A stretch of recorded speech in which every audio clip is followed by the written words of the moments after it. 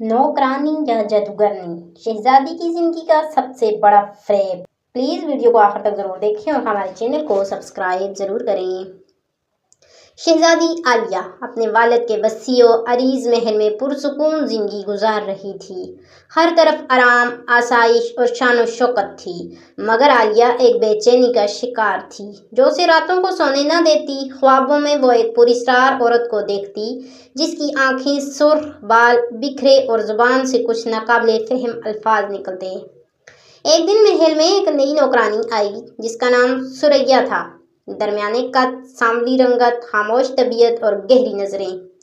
उसने आते ही शहजादी को अजीब सा सलाम किया जिसमें एक खौफनाक मुस्कुराहट छुपी थी। शहजादी को उसके अंदाज से अजीब सा एहसास हुआ, जैसे वो चेहरे पर मास्क पहनकर आई हो। महल के नौकर हैरान थे कि सुरैया ने एक हफ्ते में सबका दिल कैसे जीत लिया। शहजादी के करीब जाने लगी, उसके कमरों की सफाई, खाने की निगरानी, खता के रातों को पानी देने तक सब खुद करने लगी। मगर साथ ही अजीब वाकया शुरू हो गया। शहजादी के ख्वाब और भी खौफनाक हो गए। कमरों में रोशनी खुद ब खुद गुल हो जाती, आईने में साए नजर आते जो पलक झपकते गायब हो जाते। एक रात शहजादी ने महसूस किया कि सुरैया चुपके से उसके कमरे से बाहर निकली। शक की वजह से वो भी दबे कदमों पीछे गई। सुरैया महल के पुराने तहखाने में गई और शहजादी ने दरवाजे के पीछे से जो कुछ सुना वो उसके रोंगटे खड़े कर गया। अंधेरों के देवता, मेरी ताकत बढ़ा, शहजादी का जिस्म मेरा हो, उसकी रूह तू ले ले।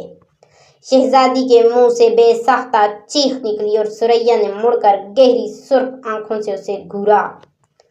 सुरैया की सुर्ख आंखों ने शहजादी को जैसे मुंजमन कर दिया हो। शहजादी का जिस्म हिल ना सका, सांस अटक गई। वो चंद लम्हे उस पुरस्कार नौकरानी की आंखों में देखती रही जैसे वक्त रुक गया हो। फिर अचानक सुरैया की आंखें वापस मामूल पर आ गईं और उसने एक हल्की सी हंसी में सब कुछ छुपाने की कोशिश की। शहजादी आलिया, आप यहाँ? मैं तो सिर्फ दुआ कर रही थी, शायद आपको गलतफहमी हुई हो। आलिया कुछ न कह सकी। उसे लगा जैसे जुबान किसी ने कैद कर दी हो। सुरैया आहिस्ता से आगे बढ़ी, शहजादी को सहारा देकर ऊपर लाई और उसके कमरे में पहुंचा दिया। मगर उस रात आलिया को नींद नहीं आई। सुरैया के अल्फाज, वो रोशनियों का गुल होना, आईने में परछाइयां, सब कुछ एक कड़ी में जुड़ने लगा था। अगले दिन आलिया ने अपनी पुरानी दाया शफकत बीबी को बुलाया, वही जो उसे बचपन से जानती थी। शफकत बीबी ने सर झुकाकर संजीदगी से कहा, बेटी, महल में कुछ बदला बदला सा है। रातों को सर्दी बढ़ गई है, पानी खुद बहुत खुश्क हो जाता है और पिछली रात मैंने भी एक साया देखा था जो आपके कमरे के दरवाजे पर खड़ा था। आलिया ने फौरन तहखाने का जिक्र किया और कहा कि सुरैया कोई आम नौकरानी नहीं। शफकत बी की आंखों में खौफ तैर गया। क्या वो सुरैया है? शफकत बी ने कांपती आवाज में पूछा। ये नाम मैंने पहले भी सुना है, एक जादूगरनी का जो नौजवान लड़कियों के जिस्मों में रूहें बदलने का अमल करती थी। शहजादी को झटका सा लगा। क्या वाकई किसी जादूगरनी के नरगे में आ चुकी थी? क्या वो ख्वाब, वो साए, वो बदजुबान और सुरैया की अजीब बातें सब कुछ थे, सच थे? उसी रात शहजादी ने तहिया किया कि वो खामोश नहीं बैठेगी। उसने महल की पुरानी लाइब्रेरी में छुपी किताबों में सुरैया जैसे जादू की निशानियों की तलाश शुरू की। वो हैरान थी जब एक पुरानी गिरदालूदा किताब में ये जुमला पढ़ा, जब नौकरानी शहजादी के कमरे में सोती है और उसकी रूह ख्वाब में कैद होती है तो वो जादूगरनी होता है। दिल तेज धड़कने लगा। सुरैया अब शहजादी के साथ रात के वक्त एक ही कमरे में सोती थी। क्या वो आहिस्ता आहिस्ता आलिया की रूह चोरी कर रही थी? इसी लम्हे किताब के अंदर एक पुराना नक्शा मिला जिस पर तहखाने के नीचे एक और पोशीदा रास्ते की निशानदेही थी। रात का वक्त था, महल के सब अफराद सो चुके थे। चांदनी धुंध में लिपटी हुई थी और महल की दीवारें सर्दी से कांप रही थी। शहजादी आलिया के हाथ में वो पुराना नक्शा था जो लाइब्रेरी की किताब में मिला था। नक्शे में तहखाने के नीचे एक खुफिया दरवाजा दिखाया गया था جسے صدیوں سے کوئی نہیں کھول پایا۔ عالیہ نے ہمت باندھی اور آہستہ آہستہ تہہ خانے میں پہنچی۔ ہر قدم پر فرش چرچراتا، دیواروں پر جالے اور ہوا میں کسی پرانی راکھ کی مہک تھی۔ اچانک اسی دیوار میں ایک چھوٹا سا دبا ہوا پتھر نظر آیا، جسے نقشے میں تھا۔ اس نے کانپتے ہاتھوں سے اسے دبایا، ایک پورا اسرار سی گرگراہٹ ہوئی اور دیوار دھیرے سے کھلنے لگی۔ پیچھے اندھیرا تھا، مکمل خاموشی، جیسے صدیوں سے کوئی سانس نہیں لے رہا۔ شہزادی نے چراغ جلایا اور اندر قدم رکھا۔ اندر ایک سرنگ تھی، دیواروں پر پرانی رسموں کے نشان اور کمرے جن میں قیدیوں کی کراہیں گونج رہی تھیں۔ ایک کمرے میں اس نے ایک شفاف شیشے کا تابوت دیکھا، جس میں ایک نوجوان لڑکی بے ہوش پڑی تھی۔ وہ بالکل شہزادی عالیہ جیسی لگتی تھی۔ اسی لمحے پیچھے سے ثریا کی آواز آئی، اب تم نے دیکھ لیا شہزادی، جو جسم تمہارا ہے اس میں اب روح میری ہوگی۔ عالیہ مڑی تو ثریا اب نوکرانی نہیں بلکہ خوفناک جادوگرنی کی شکل اختیار کر چکی تھی۔ بال بکھرے، آنکھوں سے شعلے اور ہاتھ میں ایک سیاہ عصا۔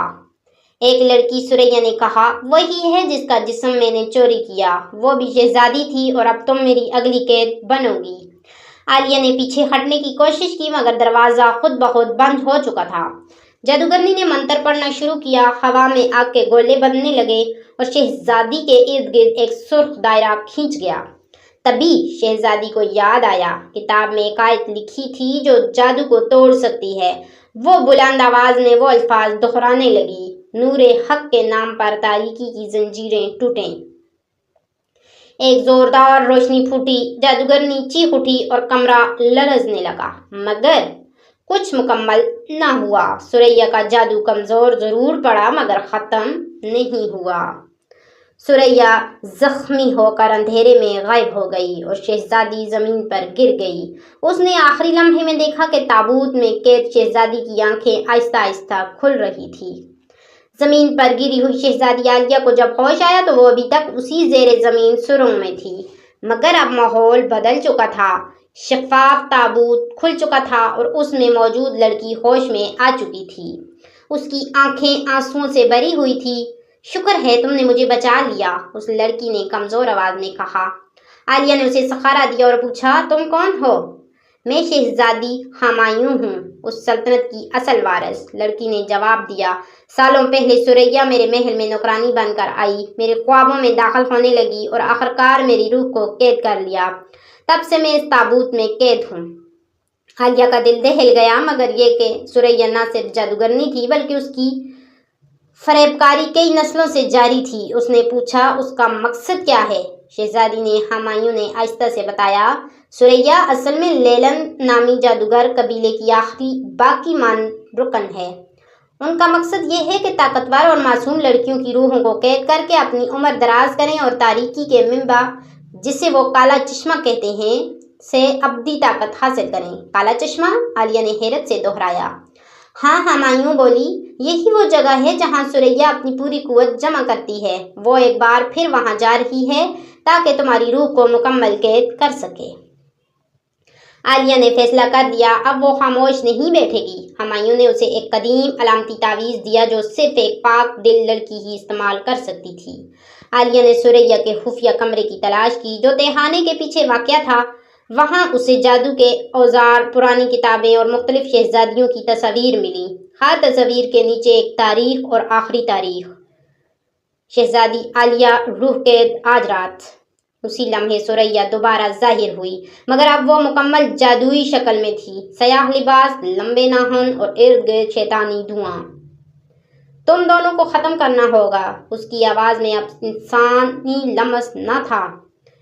شہزادی اور ہمایوں پیچھے ہٹیں، لیکن عالیہ نے تعویذ کو مضبوطی سے پکڑ کر بلند آواز میں کہا، میں روشنی کی وارث ہوں، تیرے ظلم کو اب ختم ہونا ہوگا۔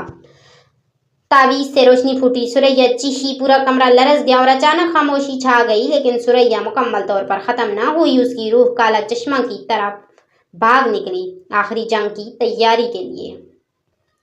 صبح سے پہلے کا وقت تھا، ہوا میں ایک عجیب سی گھٹن، آسمان میں بادلوں کی گرج اور فضا میں کسی بڑے واقعے کی آہٹ تھی۔ شہزادی عالیہ اور شہزادی ہمایوں نے اپنا سفر شروع کیا۔ منزل تھی کالا چشمہ۔ یہ وہ جگہ تھی جہاں ہزاروں سالوں سے جادوگرنیوں کی طاقت جمع ہوتی تھی، اور ثریا وہ آخری جادوگرنی تھی جو اپنی فتح کے لیے آخری حربہ آزمانے جا رہی تھی، عالیہ کی روح کو مکمل طور پر قید کرنا۔ کالا چشمہ ایک اندھیرے اور ویران جنگل کے بیچ میں تھا۔ زمین کالی، درخت سوکھے، پرندے خاموش، اور فضا میں ہر لمحہ موت کا احساس۔ عالیہ کے دل میں خوف تھا، مگر اس کے ایمان نے اسے مضبوط کر رکھا تھا۔ چشمے کے قریب پہنچ کر وہ دونوں رک گئیں۔ سامنے ثریا کھڑی تھی، مکمل جادوگرنی کی شکل میں۔ اس کی آنکھوں سے شعلے نکل رہے تھے اور ارد گرد سائے ناچ رہے تھے۔ تمہیں دیر ہو گئی ہے عالیہ، ثریا چیخی۔ اب تمہاری روح میری ہو گئی ہے اور میں ہمیشہ زندہ رہوں گی۔ ہمایوں نے تعویذ کو مضبوطی سے تھام رکھا تھا اور عالیہ نے اپنی نیت اور دل کی پاکیزگی سے ایک دعا کی۔ اے نور حق، ہمیں اس اندھیرے سے بچا، روشنی کو غالب کر۔ ثریا نے جادوئی حملے کیے، آگ کے گولے، زنجیروں کی بارش اور سرگوشیاں جو دماغ کو مفلوج کر سکتی تھی، مگر عالیہ نے دل کی گہرائیوں سے تعویذ کو بلند کیا۔ اس سے ایک طاقتور روشنی نکلی جو سارے جادو کو پھیلانے لگی۔ اچانک کالے چشمے سے ایک دھماکہ ہوا اور ثریا کی چیخ گونجی، نہیں، میں پھر سے ہار نہیں سکتی۔ مگر بہت دیر ہو چکی تھی۔ تعویذ کی روشنی سے ثریا کی روح کو جلا کر راکھ کر دیا، اس کا جسم راکھ بن گیا اور اس کی چیخیں ہوا میں تحلیل ہو گئیں۔ کالا چشمہ جو ہزاروں سالوں سے تاریکی کی علامت تھا، سکڑ کر ایک چھوٹے سے چمکتے قطرے میں بدل گیا اور زمین نے اسے نگل لیا۔ سکون چھا گیا، ہوائیں نرم ہو گئیں، درختوں میں زندگی لوٹ آئی اور روشنی آہستہ آہستہ جنگل پر چھا گئی۔ شہزادی ہمایوں نے عالیہ کے ہاتھ تھام کر کہا، تم نے نہ صرف مجھے بچایا بلکہ تمام سلطنت کی بیٹیوں کو اندھیرے کی جنگل سے آزاد کر دیا۔ محل واپس پہنچنے پر جشن ہوا، مگر عالیہ خاموش رہی۔ اس کے دل میں عاجزی تھی، غرور نہیں۔ اس نے وہ تعویذ محل کے سب سے اونچے مینار میں رکھوایا، جہاں سورج کی روشنی ہمیشہ پڑتی تھی۔ کہا جاتا ہے جب بھی تاریکی سر اٹھائے گی، ایک سچی، نڈر اور پاک دل لڑکی اسی روشنی کو جگا دے گی۔